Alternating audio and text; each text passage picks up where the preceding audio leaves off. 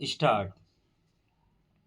America और Iran में कोई समझौता होने की संभावनाओं के बीच जिस तरह दोनों किसी सहमत पर भी पहुंचते नहीं दिख रहे हैं, उससे किसी के लिए भी कहना कठिन है कि बातचीत सही दिशा में चल रही है और पश्चिम एशिया संकट शीघ्र समाप्त होने वाला है। पिछले लगभग एक माह से कभी अमेरिका वार्ता के सही दिशा में जारी रहने की घोषणाएं करता है, तो कभी ईरान अपने रुख में नरमी दिखाता है, लेकिन परिणाम शून्य है। बीच बीच में अमेरिका और ईरान दोनों एक दूसरे को धमकी भी देते रहते हैं। साफ है कि दोनों का एक दूसरे के प्रति गहरा अविश्वास है और कथित तौर पर मध्यस्थता कर रहा पाकिस्तान संदेशों का आदान प्रदान करने के अतिरिक्त और कुछ करने की स्थिति में नहीं। इसका कोई खास मतलब नहीं कि दोनों देशों में युद्ध विराम कायम है, क्योंकि वह होर्मुज समुद्री मार्ग बाधित ही है, जिससे विश्व के पांचवें हिस्से की ऊर्जा आपूर्ति होती है।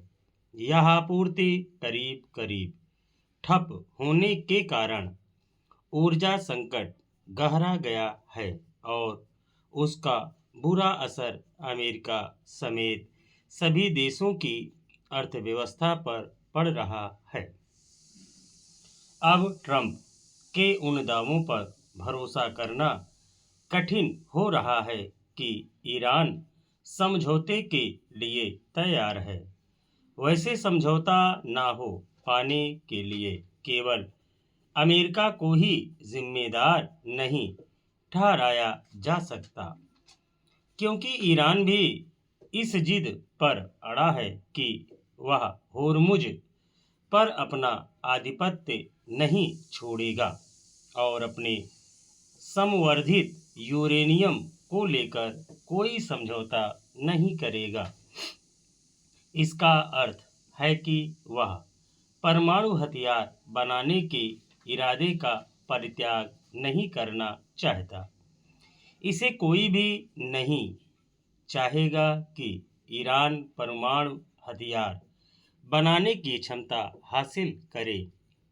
उसे न केवल परमाणु हथियार हासिल करने के इरादे को छोड़ना होगा, बल्कि होर्मुज पर नियंत्रण रखने की जिद भी छोड़नी होगी। होर्मुज एक स्वतंत्र समुद्री मार्ग है और ईरान को यह अधिकार नहीं दिया जा सकता कि वह उसे अपनी निजी जागीर समझ ले अथवा वहां से गुजरने वाले जहाज़ों से टैक्स वसूले या अंतर्राष्ट्रीय नियम कानूनों की अवहेलना करने वाली जिद है।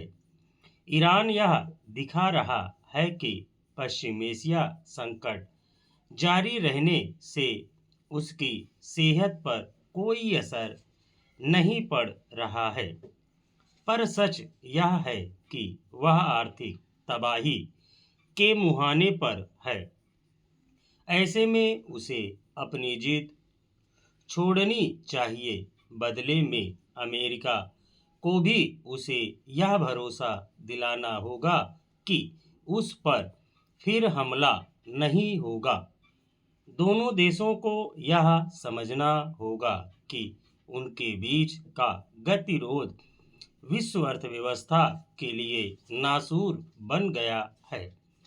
बहुत हो चुका, अब यह गतिरोध टूटना चाहिए, क्योंकि पश्चिम एशिया संकट विश्व के करोड़ों लोगों को प्रभावित कर रहा है। लोगों की रोजी रोटी पर ही संकट नहीं है, वे गरीबी के दुष्चक्र से भी घिरते जा रहे हैं। स्टॉप।